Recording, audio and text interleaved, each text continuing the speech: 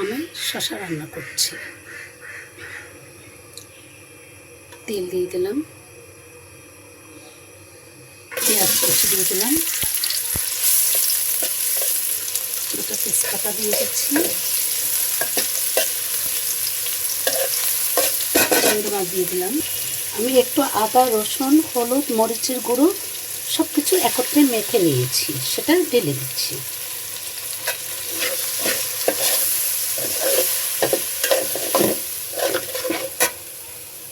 বাদাম বাটাও দিয়ে দিয়েছি, নারকেল দিয়ে দিচ্ছি,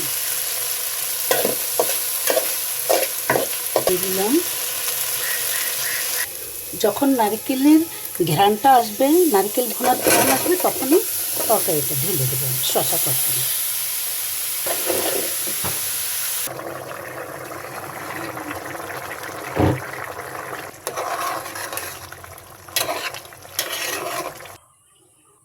এখন আমি চাল কুমড়ো চাক ভাজি করব। দেখেন আমি সব কুমড়োগুলো কেচে নিয়েছি, কাঁটা চামচ দিয়ে কেচে নিয়েছি।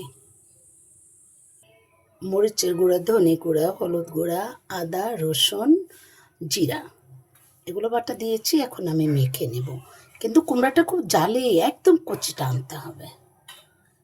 এখন আমি এটা মিশিয়ে ভেজে নেব, দিয়ে দিচ্ছি।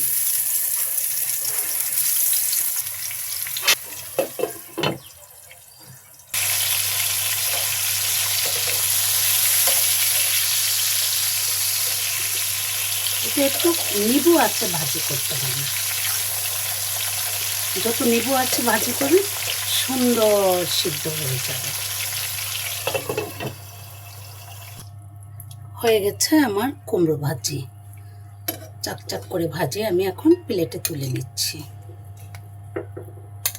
দিয়ে দিচ্ছি ভাজি, বেরেস্তা দিয়ে দিচ্ছি।